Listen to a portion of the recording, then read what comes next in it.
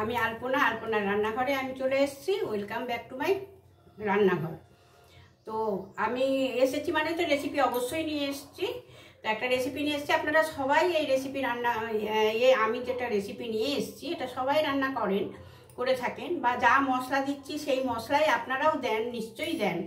কিন্তু ওই একই মশলা একটু যদি আলাদাভাবে দেওয়া যায় তার টেস্টটা একটু আলাদা হয়। হ্যাঁ, সে আমি কীভাবে কোন মশলা দিচ্ছি সেটা দেখিয়েই আমি আজকে রেসিপিটি বানাচ্ছি। তো সম্পূর্ণ দেখলে পরেই বোঝা যাবে যে আমি কিভাবে কি করছি। দেখার অনুরোধ রইল। সম্পূর্ণ ভিডিওটি, খুব বেশি বড় ভিডিও করব না। আর পুরাতন বন্ধুদের অশেষ ধন্যবাদ। আর নতুন বন্ধুরা প্লিজ চ্যানেলটি সাবস্ক্রাইব করে বেল বাটন অল করে আমার পাশে থেকে যাওয়ার অনুরোধ করছি। আর হ্যাঁ, আমার ভিডিওটি দেখার আগেই একটা লাইক, অবশ্যই লাইক দিয়ে দেবে বন্ধুরা। একটা লাইক আমাদের অনেক উৎসাহ বাড়ায়। নিশ্চয়ই আমার উৎসাহ বাড়ানোর জন্য একটা লাইকের আশা আমি করতেই পারি। তাহলে আসা যাক সরাসরি রেসিপিতে আমি কিভাবে বানাচ্ছি।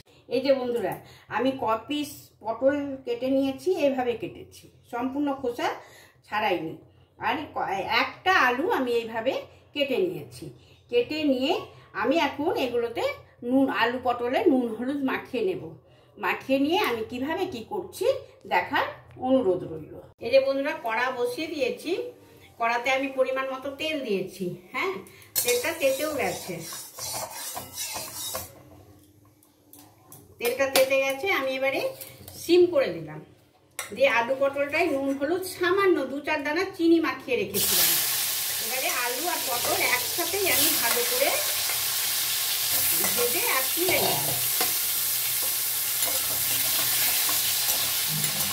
খুব ভালো করে ভাজবো, কিন্তু সুন্দর করে, একদম ভাজতেই প্রায় সেদ্ধ হয়ে যাবে। এই যে বন্ধুরা, বোঝা যাচ্ছে তো পারফেক্ট আমার ভাজাটা হয়ে গেছে। হ্যাঁ, আমি কিন্তু চাপা দিয়ে ভেজেছি, একদম সুন্দর সেদ্ধও হয়ে গেছে আর ভাজাও হয়ে গেছে। এবারে আমি এটা সম্পূর্ণ তুলে নেব। তুলে নিয়ে তারপরে কি করছি সেটা তো দেখতেই হবে, যে আলু পটলটা আমি কিভাবে করছি।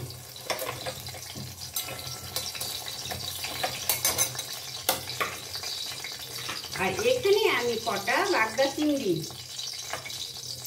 নুন হলুদ দিয়ে ভিজিয়ে রেখেছিলাম, এটা ভেজে নেব। হালকা ভাজবো, খুব কড়া করে ভাজবো না।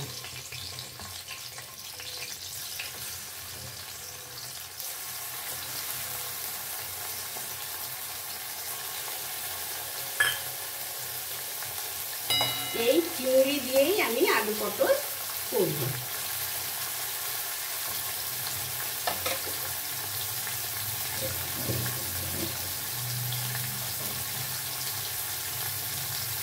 চিংড়িটা ভেজে নিয়ে তুলে নেব।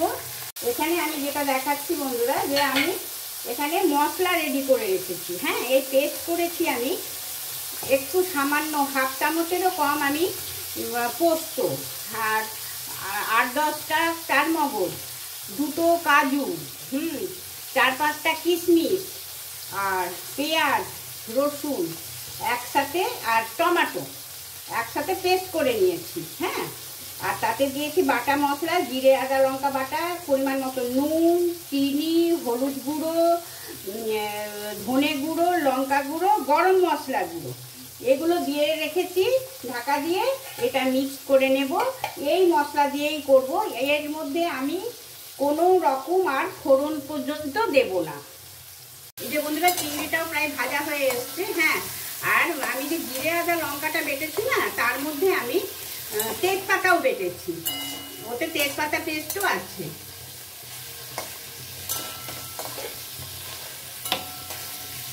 আর আমাকে কিছুই দিতে হবে না, সম্পূর্ণ মশলাতে সমস্ত নুন থেকে মিষ্টি থেকে সমস্ত দিয়ে রেডি করে নিয়েছি, এমনকি গরম মশলা পর্যন্ত। আর এতে আমি আর ওপর থেকে কিছুই দেব না। এই মশলাটা আমি এখন দিয়ে দিলাম, দিয়ে সমানে কষাবো। এইভাবে করে দেখবে বন্ধুরা, একটা অসাধারণ টেস্ট হয়, অসাধারণ টেস্ট হয়। একই মশলা, কিন্তু পেঁয়াজও দেওয়া হয়, রসুন দেওয়া হয়, তেজপাতা দেওয়া হয়, সমস্ত কিছু কিন্তু রান্নাতে পড়ে। কিন্তু এইভাবে দিলে পরে রান্নার স্বাদ আমি তো বলবো 4 গুণ বেড়ে যায়।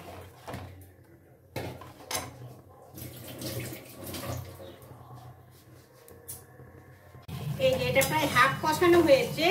এবারে আমি ভেজে রাখা আলু, পটল আর চিংড়ি এর মধ্যে এখন অ্যাড করে দেব, কারণ এটা ভালো করে কষাতে গেলেই এর ভেতরে সব জিনিসটা ঠিকঠাক ঢুকবে। হাফ কষানো হয়েছে আর হাফ আমি এগুলো দিয়ে ভালো করে কষিয়ে নেব।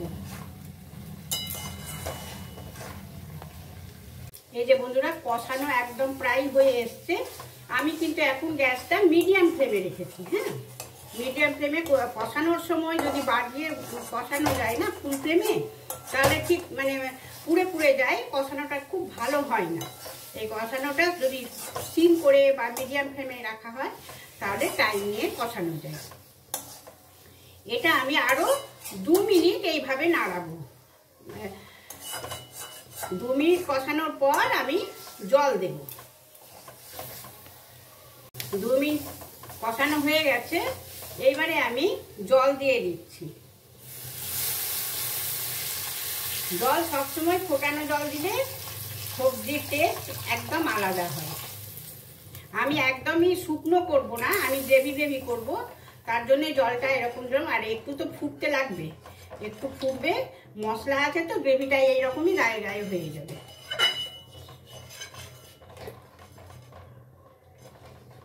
এইভাবে করে দেখবেন বন্ধুরা, একদম অনুষ্ঠান বাড়িতে ফেল মারবে, এত সুন্দর টেস্ট হয়।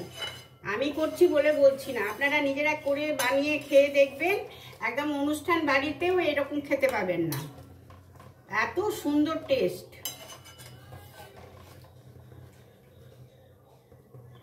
আর আমার এই পটলগুলো কিন্তু খুব ভালো মাচার পটল। হ্যাঁ, একদম বীজ নেই, আপনারা যেমন পটল পাবেন তেমন পটলেই করবেন। এখন থাকলাম ফোটার অপেক্ষায়। এই যে এটা গ্রেভি মনে হচ্ছে যে গ্রেভি আছে, এটা যদি শুকিয়ে যায় না একদম গায়ে গায়ে হয়ে যাবে। ঠিক এইরকম গ্রেভিটাই আমি এবারে গ্যাসটা অফ করে দিচ্ছি। এবারে আমি গ্যাস অফ করে দিলাম। আর তো গরম মশলা বা অন্য কিছু দেওয়ার কোনো রকম কোনো প্রশ্ন নেই, সব দিয়ে দেওয়া হয়েছে। এবারে আমি সার্ভ করে দেখাচ্ছি। এই যে বন্ধুরা, আমি সার্ভ করে নিয়েছি। অসাধারণ স্বাদে পটল চিংড়ি, একদম অনুষ্ঠান বাড়িতে টেক্কা দিয়ে এই টেস্টি টেস্টি পটল চিংড়ি আমার কমপ্লিট হয়ে গেল। তাহলে বন্ধুদের কমেন্টের আশায় রইলাম। বন্ধুরা কমেন্ট করে জানাবে, ভালো লাগলেও বলবে ভালো হয়েছে, খারাপ লাগলেও যদি আমার রেসিপিটি মনে হয় যে না এটা ঠিক হয়নি, তাহলে সেটাও কিন্তু কমেন্ট করবে।